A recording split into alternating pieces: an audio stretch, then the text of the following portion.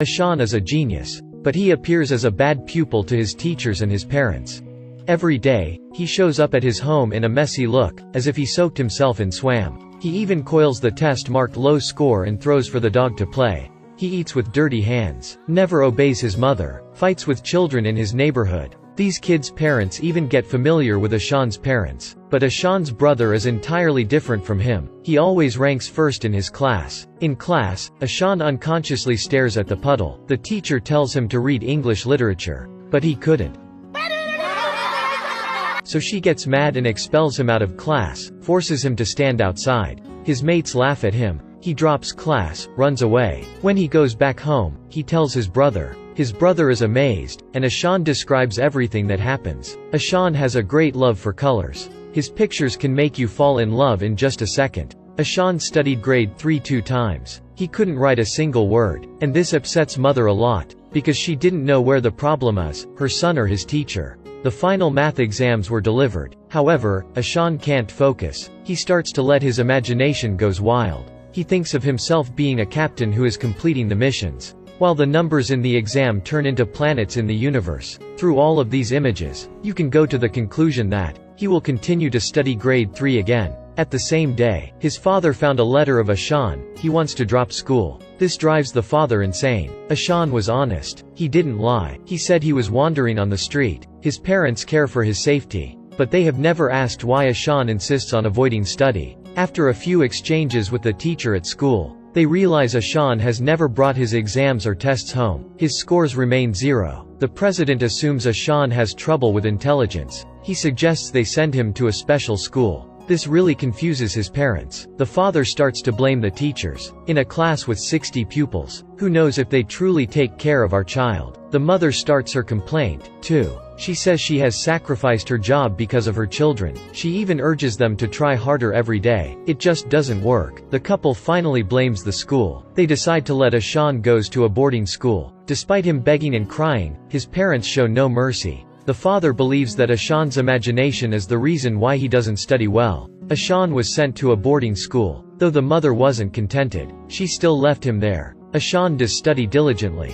It's just that his results aren't as expected. At the boarding school, the eating and sleeping time are put into a strict discipline. No one helps him, so he hides in the bathroom and cries at night.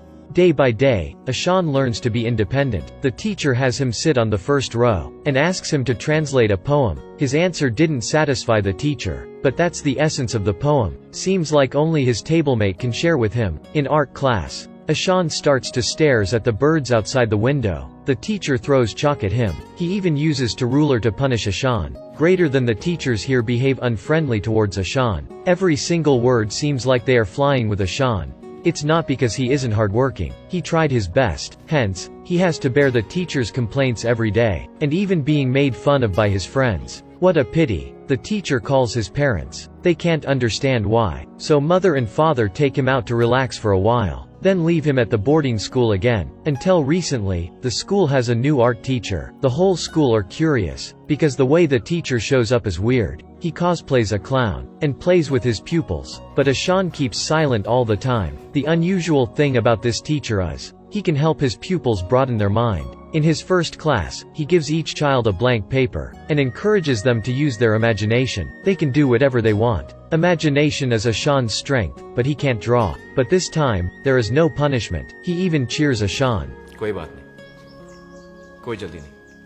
Ashan is shocked. The teacher finds Ashan a bit odd. Even when Ashan calls his parents, he literally can't say in full and complete sentences. He just cries. One day, the art teacher sees Ashan being punished. He nestles to a corner. At that moment, the teacher decides to learn more about him. He approaches Ashan's tablemate first. When he checks Ashan's notebooks, he realizes that Ashan has reading and writing disorder. So the teacher decides to visit Ashan's home. Until then, he knows how much Ashan loves art. Ashan shows a dreamy way of thinking. The teacher points out these mistakes that Ashan often makes for his family.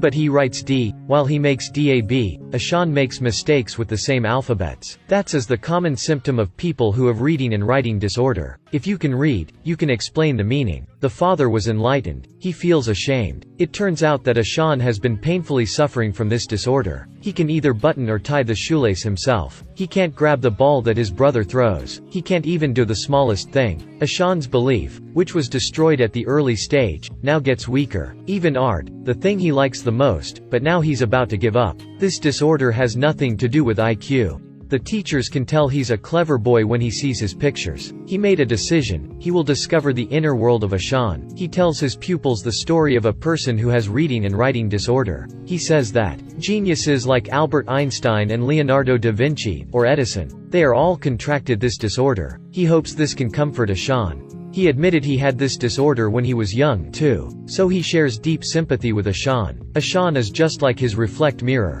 Finally, Ashan says something. In his class, the teacher takes the pupils out to a suburb.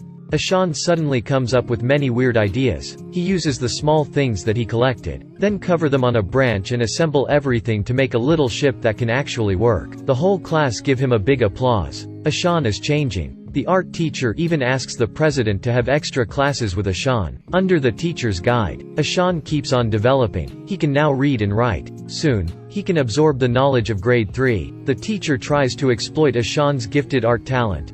One day, the father comes to see the teacher. He is so embarrassed. He admitted he has never genuinely cared for his son. The father cries when he sees what his son has been dealt with all these times. Ashan now can button and tie the shoelace on his own. To prove Ashan's gifted drawing talent, the teacher holds a competition. It's a drawing competition that pupils and teachers can participate. There is an ocean of people at the competition. Time starts. Each person is given a blank and white paper. A painter. Ashan looks chilling. He hides in a corner and starts his work. The colors are different in the eyes of a genius. Ashan draws himself sitting on the lakeshore. The teacher draws a laughing Ashan. After a few discussion of the judges, the winner announced as Ashan. The audience gives him the loudest applause. The teachers are taken aback too. Ashan, with the art teacher's support, he saunters towards the stage. The president rewards Ashan. Afterwards, Ashan rushes towards the art teacher and hugs him tightly. His talent is finally shown. Still the same thing. There is no bad student, only the lousy teacher. Students are like blank papers, while parents and teachers are the ones who decide what to draw on them, to help them to grow, both mentally and physically. Each child is unique, but they all need protection and sympathy.